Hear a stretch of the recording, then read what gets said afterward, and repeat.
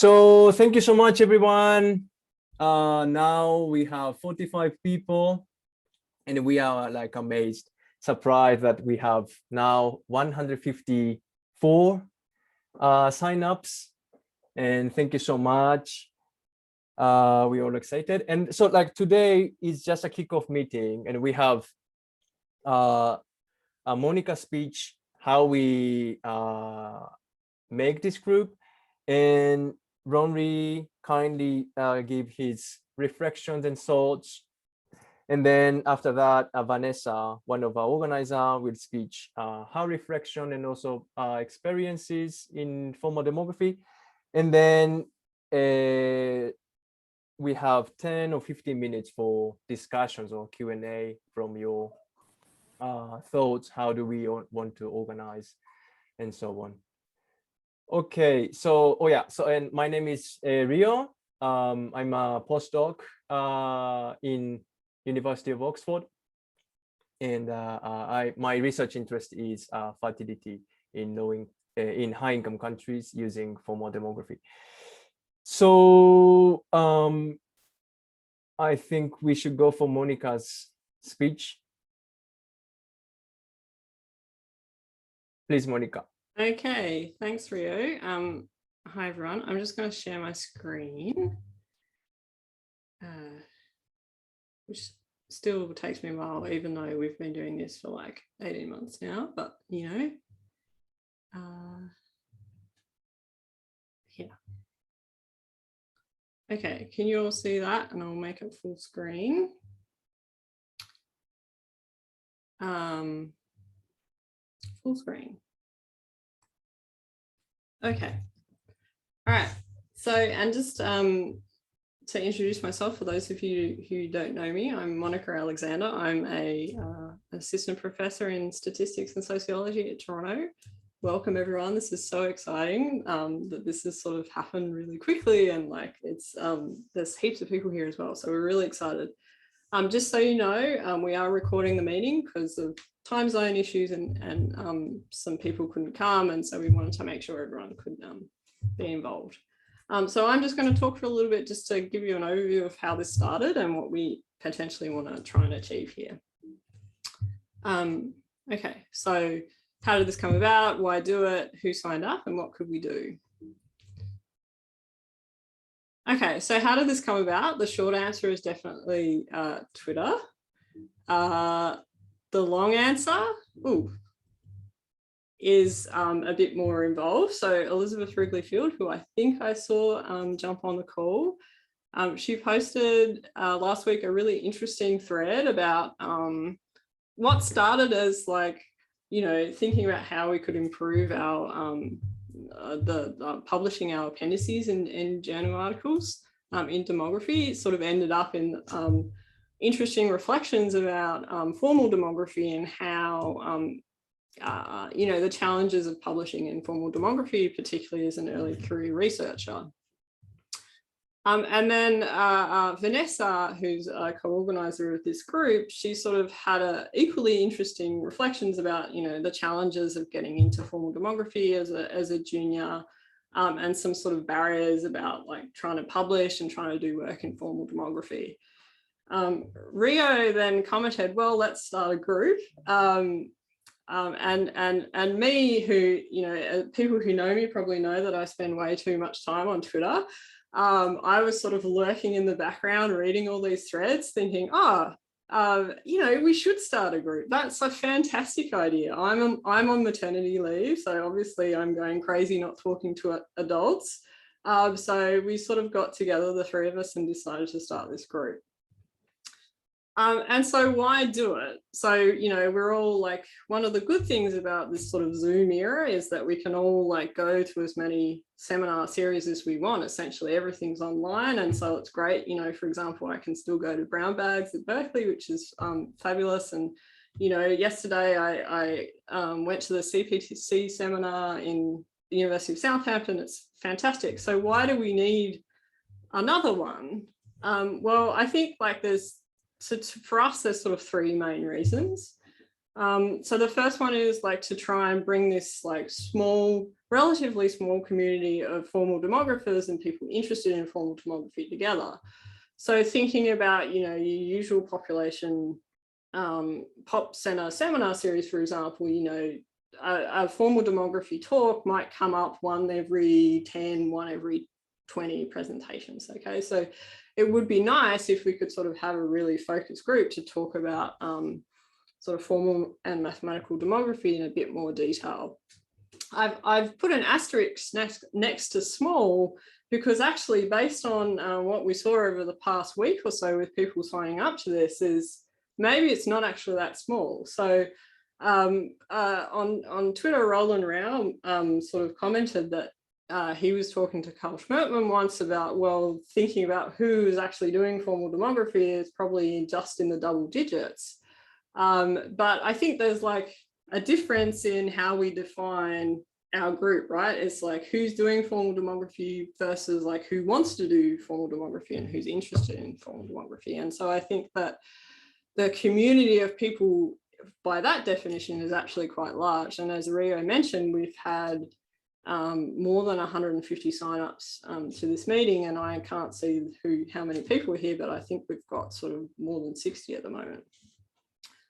And so this sort of brings me to our second point. And I think that like a big part of this group, we could have just another seminar series and people presenting formal demography work. And I think even if we did that, that would be a good thing, right? So having this really focused group, but I think this is a really good opportunity to actually create an environment that's really supportive of people wanting to get into formal demography. I think that it's often quite hard to get into the field. It's potentially not taught in a lot of places at the moment. And so if you haven't really learned, it can be quite intimidating to sort of think about these things. And when you go to, the mathematical demography session at PAA, there's 4 amazing presentations. It can be really overwhelming. If you're trying to get into it, it just seems too much. So I think this is a good opportunity for us to sort of, not only have presentations, but also have,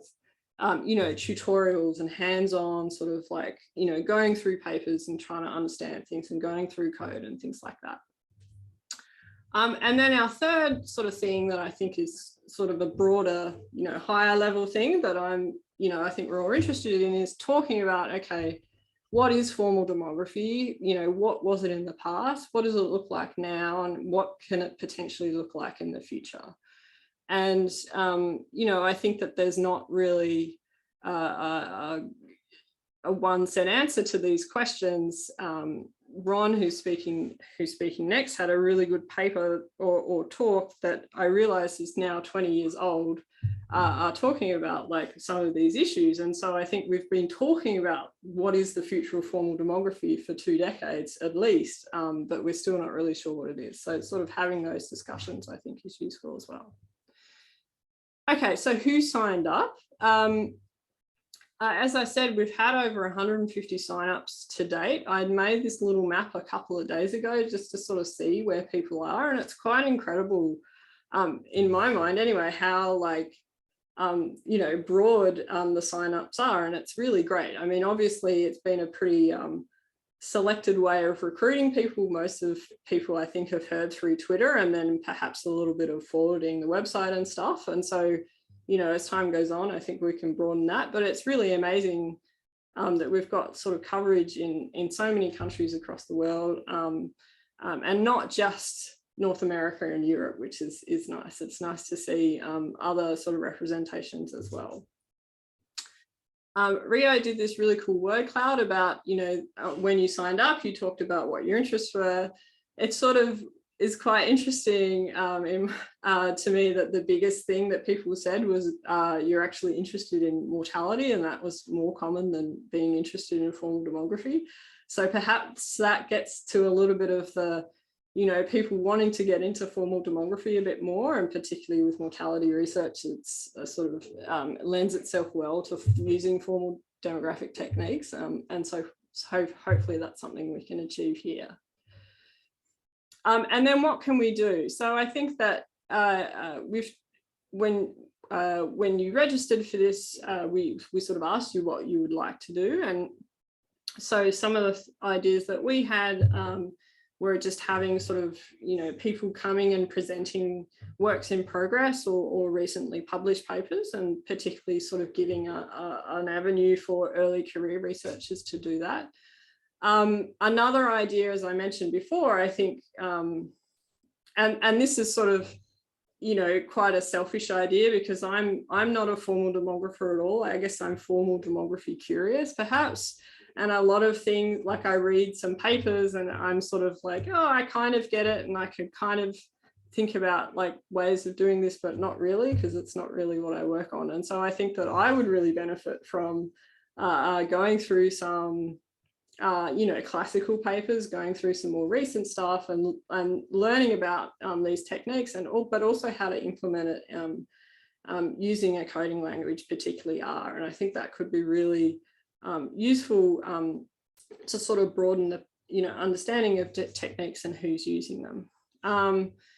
Another sort of idea is having panel discussions, again, thinking about the future of the field and where we want to go and what we could do, and things like that. Based on the survey responses, it was actually really interesting. We were quite surprised that the most common response that people wanted to do, based on the sort of the pre-selected things, was demonstrating techniques with code. And so I think that really highlights this gap in sort of knowledge and application of formal demography methods, right? So even if you have learnt this stuff during your studies, it's not often, I think there's still sort of a gap between like learning the theory and then how to actually implement it in practice, right? So how do we take a continuous integral and calculate it in R, for example, so I think like we were really surprised that this was the most common answer, but it's really, in our mind, sort of highlights the gap in knowledge and what people want to do.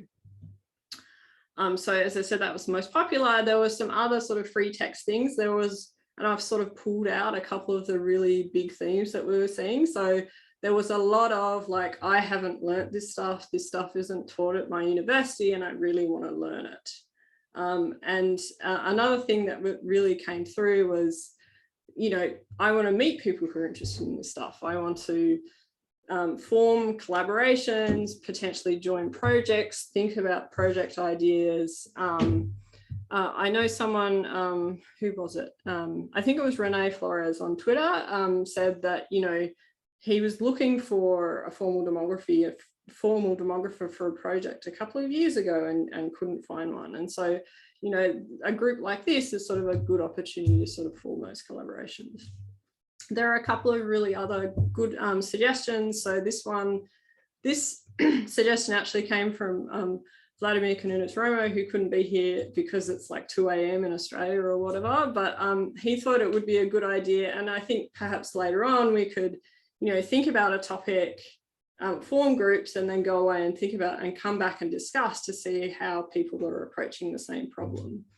And this last point, I think, is a really important point. And it's so encouraging to me that we're seeing sort of sign-ups from all around the world. But if we can sort of support, us in sort of North America and Europe, institutions can support learning and collaborations in other parts of the world. I think that's a really good opportunity as well. And so most of you have probably seen the website. It's still very sort of new, but the aim is that we'll try and keep it up to date with resources that we cover in the meetings, and then other sort of useful links as well. Feedback is also always appreciated. As I said, this is a really new thing. We only came up, this was only organised in the past week. And so any feedback is great. We'll have some discussion at the end. And also we're thinking about a logo. So if you've got any great ideas for a logo, please let me know.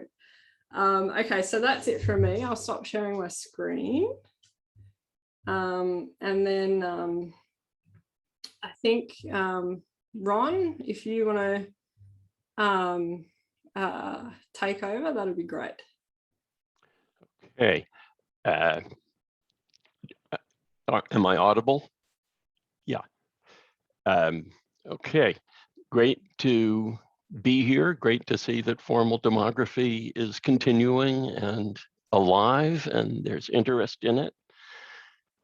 I was struck in your map, Monica, by the complete absence of, I mean, people were there from everywhere in the world, every continent anyway, but Russia and Central Asia were a complete blank.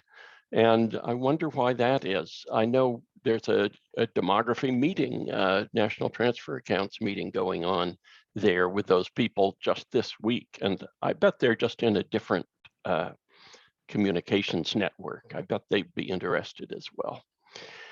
So formal demography, I think, is the heart and core of demography.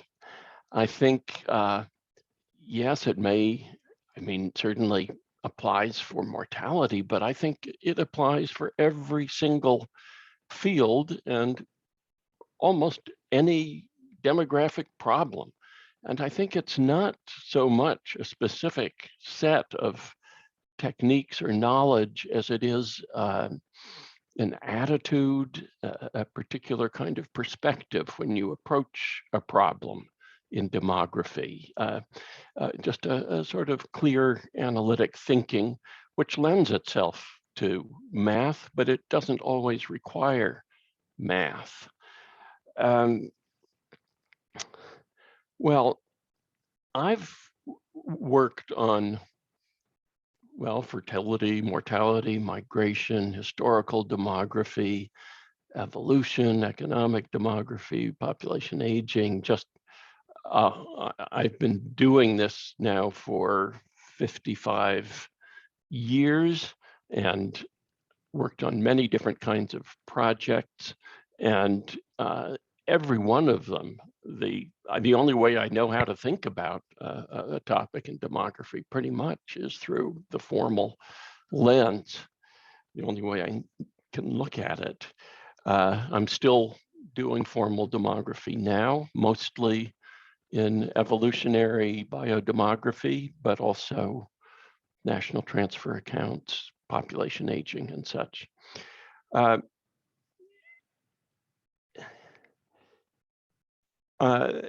When COVID emerged sort of suddenly in the United States national consciousness, which was, I think of as March 13th, 2020. Of course, it had been around for a long time and epidemiologists had been talking about it and so on, but it sort of became a public phenomenon then, and it was terrifying.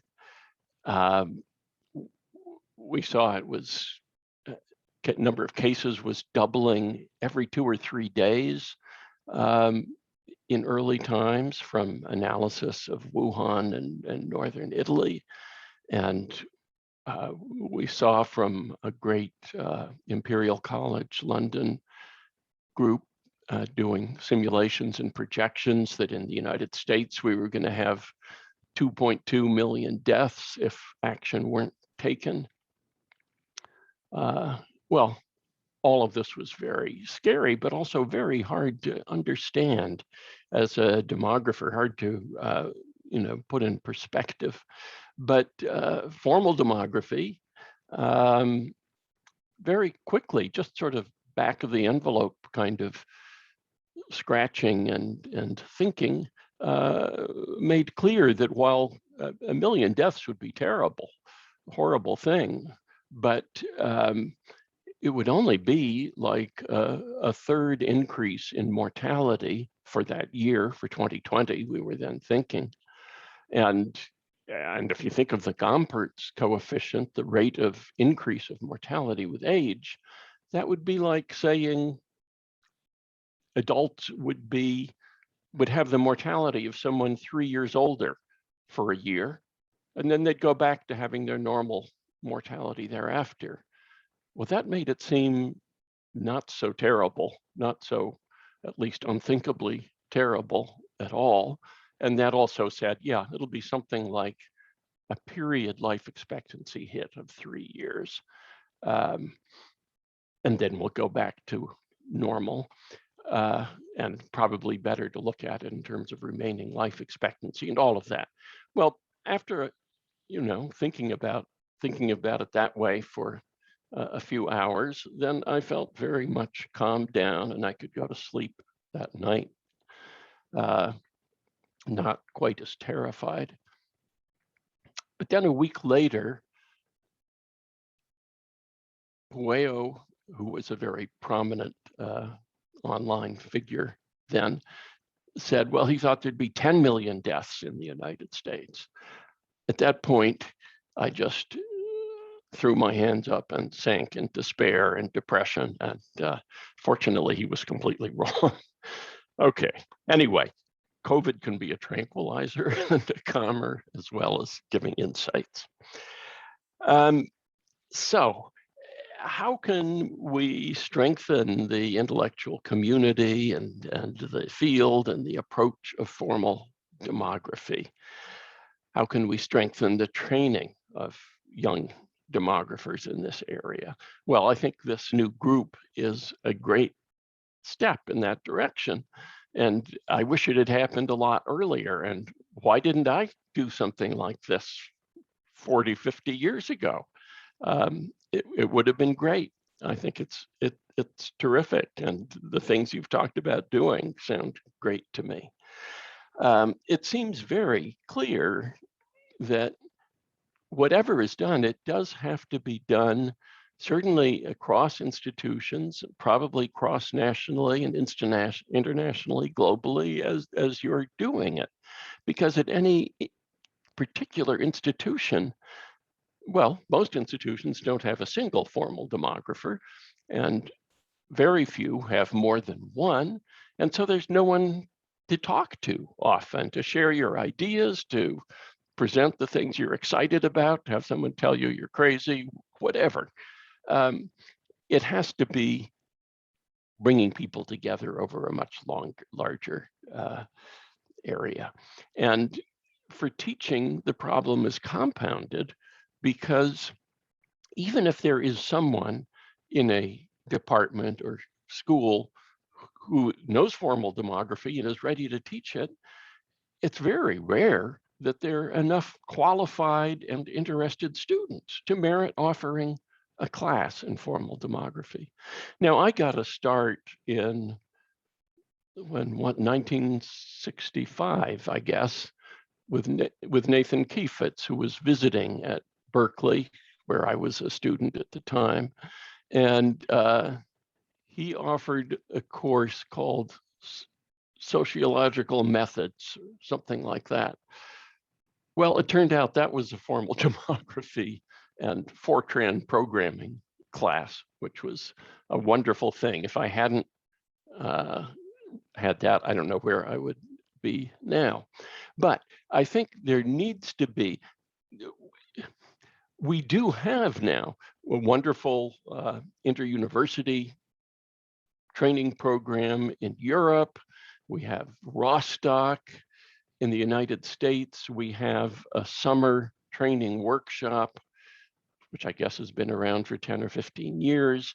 But at least this program in the US, it's very short. And so it has to be very spotty and idiosyncratic in its coverage. There isn't a systematic teaching of the field that's accessible to most students. It would be great to have an international online class that people could take at the same time live so that they can meet each other, talk to each other, collaborate on problems and things like that. It would be great if this group could put something like that together. If that's not possible, well, then a sort of recorded set of lectures that gives us systematic coverage of the field would be great. I'm sure there's some of these already existing. I know Ken Wachter had a video recorded class he taught between Berkeley and UCLA. I don't know whether that's still available, but I think the training is very important. And I saw some of that in what people were looking for just and what Monica was talking about. At the same time, I say, yeah, how is there going to be a new generation of formal demographers if we don't have real training programs and so on? At the same time, I see that there are new generations of formal demographers, and they're you people here, and there are people I see at PAA, and I just heard a wonderful brown bag by Ji Song, I think her name was, at Berkeley yesterday on kin networks and so on. So it's happening and people are learning it somehow, but it would all be easier if people could actually get systematic training. It doesn't mean you have to spend your life on it, but a course would be great.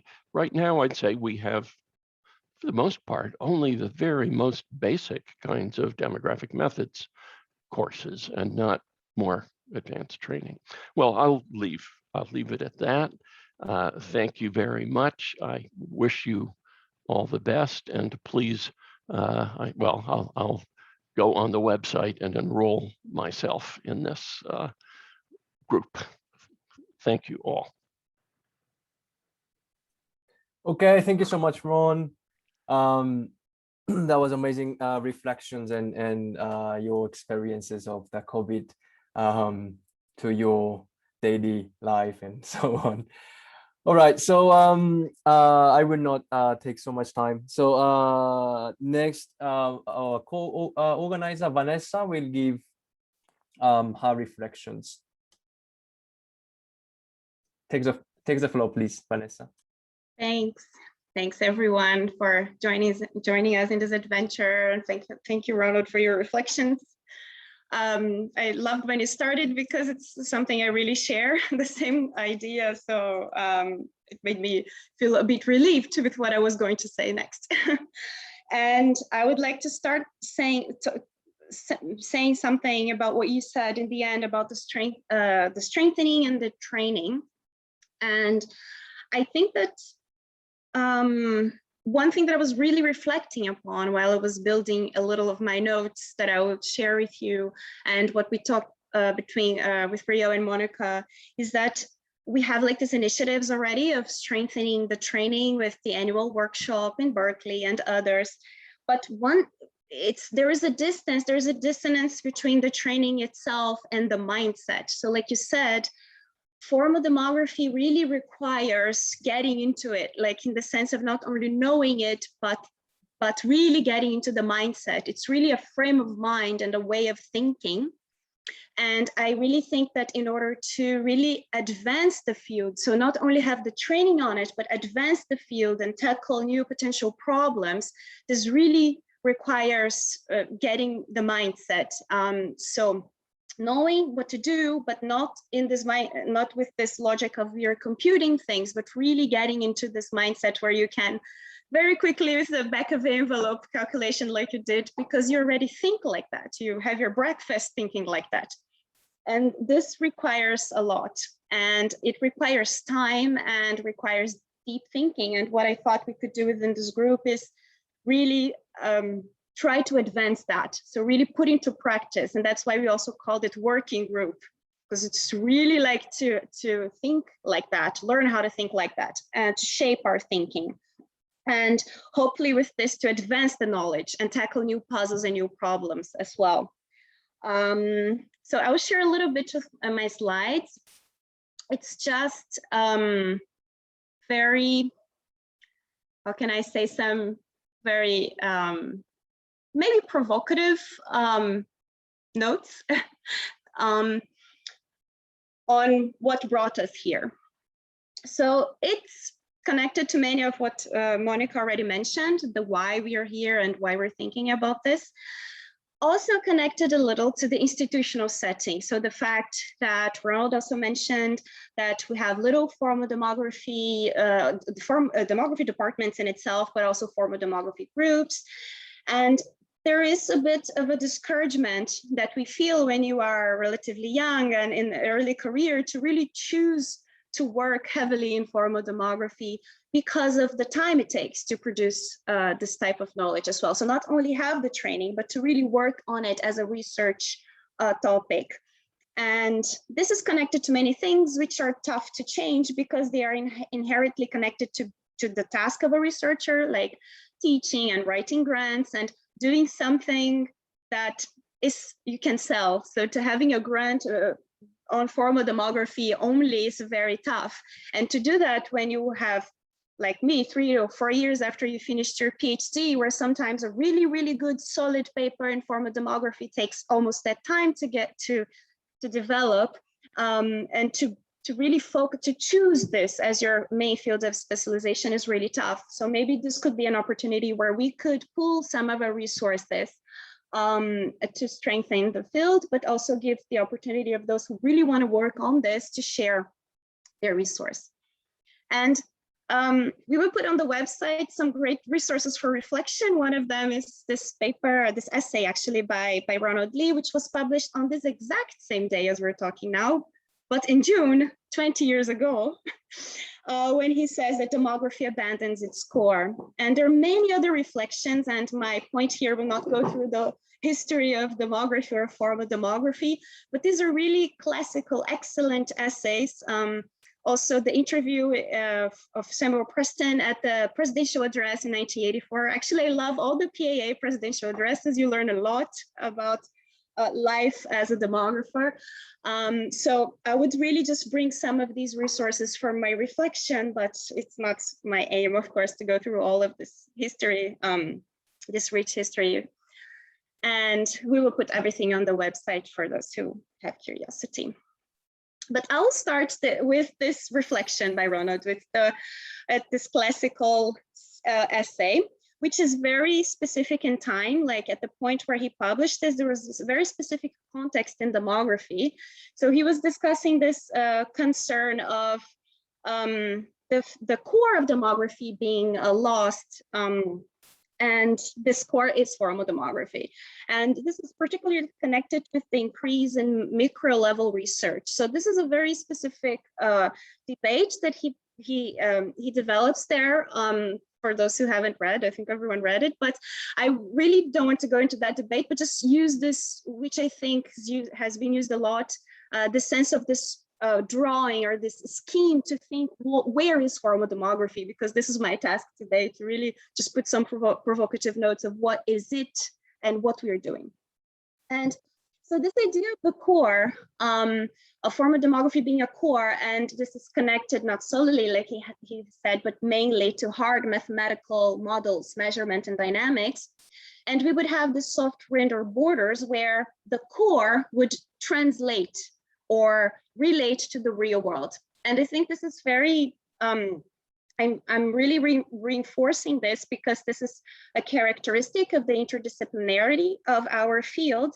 And there is a very important implication for the discussion, or if we have theory or not, which is also a huge discussion for those who discuss if, the lack of theory in demography. But when you think about it in these terms, when you have a core, which is formal demography, and a sort of rind or a soft rind with all the other disciplines, which are actually the causes and consequences of population trends. And then the task of formal demography would be to translate into the real world through these borders, or to connect through the real world through these borders. This is something that he shapes in this essay, and I think it's really interesting. But I think one of the reasons why sometimes we have this feeling that the core is evading, or that maybe we are going too much into the rinds or getting off the core, is because maybe it's more useful to think about it as endocytosis in demography and not this cycle. So this would be like formal demography is the nucleus of our cell. But because the world is so complex, sometimes we need to go outside to grab some other fields, some other ideas, some other concepts. And then we digest these concepts into our own field. And there is like a conceptual difference in this, because when you're digesting, you're reflecting upon these concepts instead of only using them to translate it into the outer world, or to have our formal demography translating it or being used to interpret the results. And this has some implications. For instance, the plenary at the European Population Conference in '95, Guillaume Bush made this talk very polemic, saying God has chosen to give the easy problems to the physicists, or why demographers need theory. And he was always arguing that demography has never had a grand explanatory paradigm, such as the postulate of rationality or the concept of utility in microeconomics, and that this was not a bad thing, but it did mean that demographers have to cannibalize other fields of inquiry or in order to find their explanations. And Siegel recently had a book saying that, well, I think this is very hard on us. I don't think we're cannibalizers or cannibalizing other fields, but we're colonizing. We're colonizers. We go to other fields and recolonize them, and you bring them back. And it's really interesting. It's always troubled me, this perspective, that we had this lack of theory and that we're colonizing other fields, because we actually, when you look into what's happening in formal demography, then you understand by some of the main papers we have, like the really early papers by Nathan Kiefietz mainly, how we do have a theory and that they're coming from formal demography. And I would just kind of argue on that, thinking about the main power that formal demography has, which is to reconcile the analytical rigor with the approach of the real world complexity. So try to reconcile this analytical rigor and real world complexity. And I will illustrate this with three statements that Kiefietz has made in the first edition of Applied Mathematical Demography in 1977, and also in a very cool paper he has also in the same year called Population Appearances in Demographic Reality. And let's say that I will call these the three postulates of formal demography, just for us to start. And the first one is method is rarely entirely separable from substance in formal demography. Number two, the answers that it reaches are not always common sense, and we will meet instances in which intuition has to be adjusted to accord with what the mathematics shows to be the case. And third, even when the intuitive answer gives the right direction of an effect, technical analysis is still needed to estimate its amount. So for me, I always read this, and one of the reasons, especially postulate number two, what made me fall in love with formal demography is that demography is always, sometimes you have to really adjust your intuition and you really need to fight with yourself. Sometimes what's happening and it's common sense and it's very empirical, and you have to adjust your intuition to the results that mathematics are giving you. And this has implications because it means that the mathematical treatment also yields new knowledge and yields new theories from within the core without having to go into the outer winds themselves. So for postulate number one, method is rarely entirely separable from substance in formal demography. And then one big example he gives is from Lotka, which has, we all know, many implications in our field, when he takes the intrinsic growth rate to find the real tendency of the rate of increase in the US in the 1930s that were being masked by the observed crude rates. So another very common feature of formal demographers being skeptical. We are skeptical of our own shadow. We just don't believe in the world, don't believe in reality, and really make this effort of using sometimes these mathematical relationships to get to the core or to the reality of things. The second, the answers that it reaches are not always common sense, and we will meet instances in which intuition has to be adjusted to accord with what mathematics shows to be the case. Another example is all the examples from stable population theory, but this other one is a very commonly results that we have to adjust intuition, and a very tough one to get across sometimes to policymakers, that the effects that declines in mortality have on the age distribution. So we know that, of course, there's a huge impact of the role of the ages at which these declines occur. And historically, this has made populations younger. But as of 2 weeks ago, I was trying to discuss how a very experienced person was telling me, well, but aren't we, the declines in mortality isn't increasing life expectancy. So aren't we making populations older?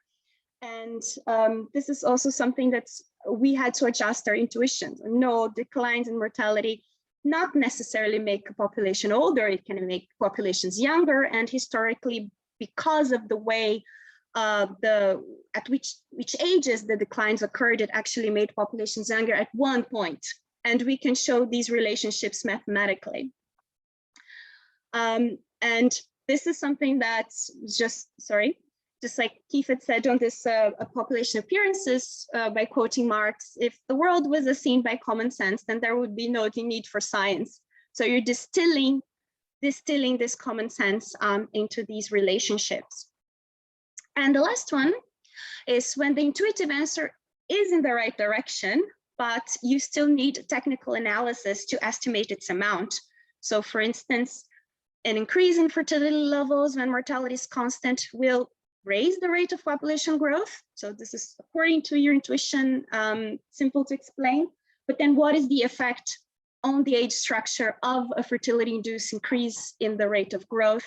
And we have like this very simple, elegant equation that Preston calls sheer poetry. And I think everyone, it's really very elegant, very simple, but has so many implications. And also the effect of a change in fertility on the death rate. So the fact that the death rate will fall when fertility rises if the mean age at death exceeds the mean age of the population. So some of these strengths that we have, including the relationships between the components of population change and the age structure of the population. And of course, we have some very funky stuff and some results and methods, which, for instance, the stopping rules that determine the distribution of family sizes, or the fact that parents wanting boys and stopping only after having one actually can increase the proportion of girls in the population and not decrease, or the methods that were inspired by the model life tables, for example, from Cole and McNeil with the marriageability or the entry into marriageability, and the classic 3 exponentially distributed delays, so meeting your future spouse, engagement, and marriage, which are very convincing behavioral models that really closely fit to the observed age distribution of marriage. And this one is on my mom, who says that, well, the indirect way of estimating, like she says it, anything that comes your way. She always joked with me that any time I'm trying to explain to her something, I'm saying that we indirectly estimate anything that we can. And we also have some research questions that are enabled by or actually rise due to formal demography tractability. So by imposing this possibility of tracting the issues like this, we bring them into light. Because we have to remember that every research question is actually always philosophical at first and only becomes scientific once we give it tractability. So one of the oldest questions we've had from philosophers and scientists for thousands of years were the issue of the length of human life. But these were always basically based on a speculation and personal observations, and the theoretical limits really only gained a practical tractability with Gombert's. And this mathematical model of mortality with the risk of death increasing exponentially with age had so many implications that we're studying up until now. Because if you have this impact of there is a point where no one will survive, or there is an effective limit on lifespan, this would be this would have just so many implications. And this was the first moment where you could actually measure something that was observed, but was just a speculative. And then, of course, from this we give rise to different questions, which is, for example, the fact that then he observes later and says, well, actually the risk of death plateaus, and probably we will never know if we can determine a limit. And we know that we've been just giving rise to huge new lines of research in demography discussing if this is actually true, if this plateau is actually a demographic or statistical artifact, if it's actually a population appearance, like Ifat says, or if it's a reality. So it was something that, given tractability, you give rise to different research questions and also theoretical insights within the core. And just getting close to the end, some further reflections that also Kiefertz made me think about, which is when he combines the stochastic nature of a deterministic science. So the fact that he says, it's very interesting when he says in the introduction to population mathematics, that he calls a life table actually the number living column, which I think is a very interesting way of looking at the life table, because we're putting these like he says, these observed rates, and we are inferring probabilities. So we're inferring probabilities from these observed rates. So it's a application that's very deterministic, that brings about an estimate, but it comes from a discrete nature of individuals. And this is a huge strength because we have these constructs like the intrinsic growth rate, the synthetic cohorts, which allow us to translate this complexity of the stochastic nature of reality into this discreteness.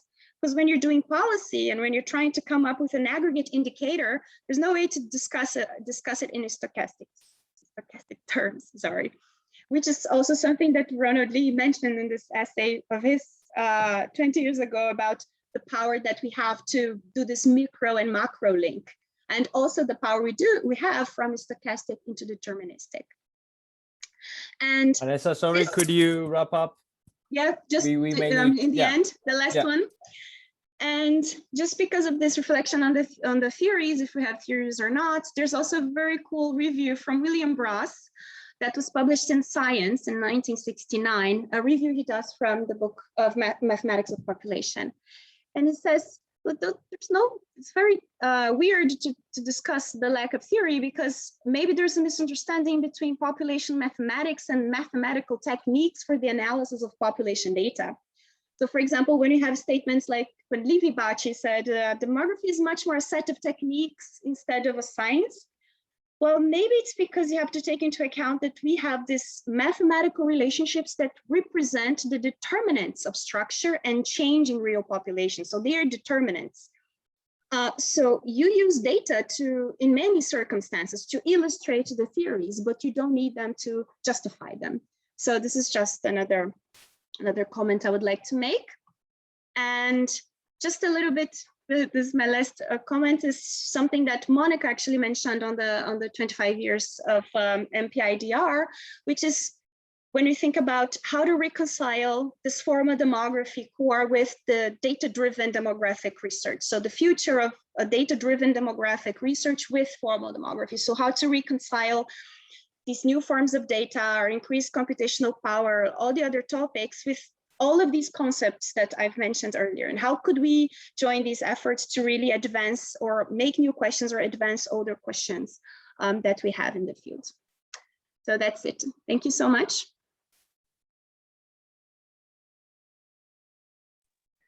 Okay, thank you so much, Vanessa.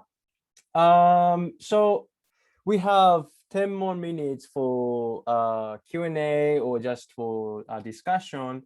But before that, I would like to announce that next meeting will be to learn the code. And we may start from some materials in code learning together for beginners, maybe from how to code life tables, multi-state life tables, and so on, but we are not sure yet. So also, we are happy to receive some comments or questions regarding to the next one, the next idea, and or broadly your thinking or something. I may cut you if you speak more because we have only 10 minutes. Sorry, but we would like to have your comments and questions. Thanks. Or if you want to type it, then type in the chat and then I will read it.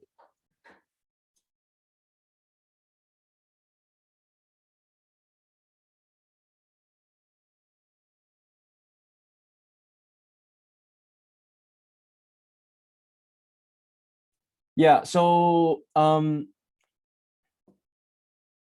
yeah, I have a question from M.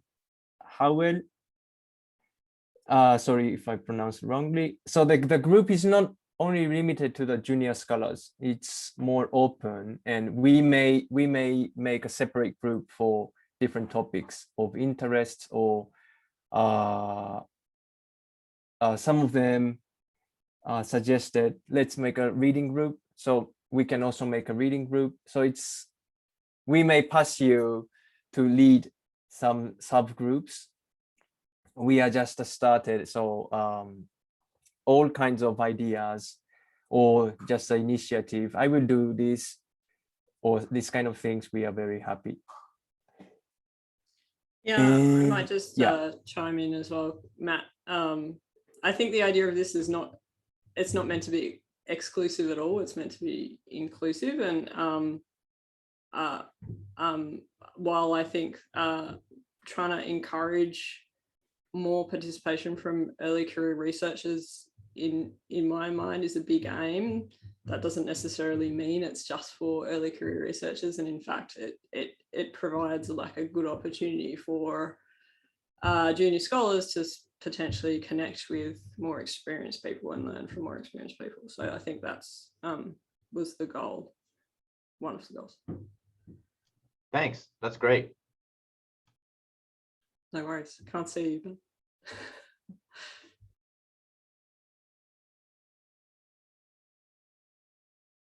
I think Elizabeth, you've raised your hand, which is a very good and organized way of asking questions. Yes. So go for it. Thanks.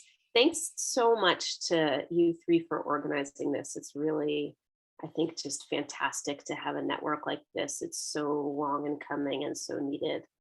I think there might be some real tensions between what people who are earlier in their career want and what those who are a little bit more established want. And I think that if the goal is for more junior people is to have opportunities to have interactions with more senior people, then the content has to be one that senior people will also find useful. And I know that there's plenty of coding things that would be useful to me. I personally probably wouldn't come to something that's about how do you make a life table in R because I teach life table. You know what I mean? Like I'm not gonna learn from that. And so there might need to be things that are, just designed around things where like people at different career stages are going to learn something from it if the idea is to have participation across those career stages. The other thing that I'm thinking about is I found it very hard to get started in formal demography, partly because for me, it wasn't so much a lack of training, and that reflects that I was just extremely lucky to be at a place where there was training, which I know a lot of people aren't. I was at Wisconsin and the training was quite good. But I found the formal demography world that I was able to access to often be sort of alienating. And actually, my experience was that the senior people were generally really welcoming to me and tried to encourage my participation and were really nice. And the experience I had over and over again is that men who were like just slightly above me in career stage were super gatekeepy and really sexist and like really kind of bullying at a lot of the formal demography meetings and workshops that we used to have back in those days. So I just wanted to say that like, I think part of what we need for a formal demography group is something that is like kind of explicitly different from that and like has a kind of no assholes set of norms and is really welcoming to people who've often been shut out of the more mathematical parts of our fields, women, people of color, people from working class backgrounds, the global South, et cetera. But I think just being kind of conscious of like not having the same status hierarchies that all of our fields have, but that maybe formal demography in particular has been pretty susceptible to. Yep, thank you. So next one, Jesse, please go your question. Hi, thanks. Thank you to all three of you for putting this together. I'm very enthusiastic about a number of the things that people have suggested. Just to put a slightly different spin on what Elizabeth just said, I mean, I'm not sure I would put it in terms of there's a tension between junior and senior people's interests so much as there's maybe a difference. The goals of sort of advancing research and bringing people who don't necessarily know everything, or have a good background in formal demography up to speed. So like, I guess I'm tempted to phrase things in terms of like the interest of teaching versus interest of research. Now, I'm not trained as a demographer. My background's in economics. So I'm keen to do both of those things, but maybe, you know, thinking about like subgroups that work on talk about open questions, maybe, you know, research interactions can happen spontaneously there, versus the sort of let's train everybody in the basics type of stuff that's been requested. It seems to me those are two things I'd be very keen for. Thanks. Yeah, thank you so much. So also question from Diego saying that would it make sense to have working groups that focus on different things like introductory motility analysis, matrix kinship models, etc. So yes, so honestly, we didn't expect we have such amount of signups. So we are really not sure how to efficiently organize for everybody. So bear with us to organize several groups or things later on. So we are very happy if you take over. Okay, I will do, I think I repeated, but I will do a reading group. I will do introductory course for beginners or something. And then we can do some these small subgroups. Yeah. Yeah, I think this could be, we could maybe receive, right? This, who could send us this ideas they have. And I think it could be a good point to have different working groups. So groups that, one that a set that focuses on strengthening training, another that attacks specific puzzles, or, and then we interact, you know, because my fear is just not to have like very, very closed groups so that we can all interact. So for example, for me, it's also very important that I share my crazy ideas without feeling ashamed, or that, you know, I have someone that helps me to make some proofs of things I know are right, but I can't prove. I think we'll all have different necessities or demands. And I think the idea is to really like put these things together, but having these different subgroups, and then we can have like maybe meetings where we all share what we're doing, but having like hands-on working groups that are specific to some topics.